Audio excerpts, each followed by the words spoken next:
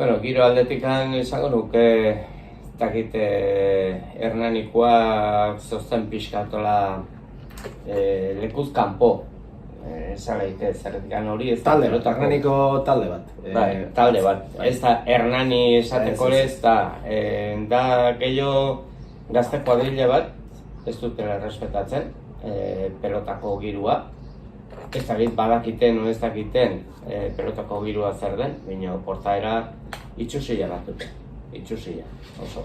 Egia da, partidu hasi horretik ikusten zela kanpon petarduk eta itzen zin, eta giro bero xamarra egon zitekela.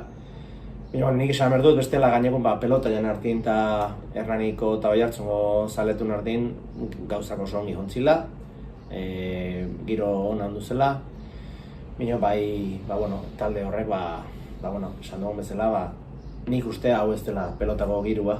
Hoik beste leku batzutan ikusten din gauzak agertu zituztela eta pelotan beti izan du da errespetua bat antoa batzen edenin, kontrajukin, kiroltasunez.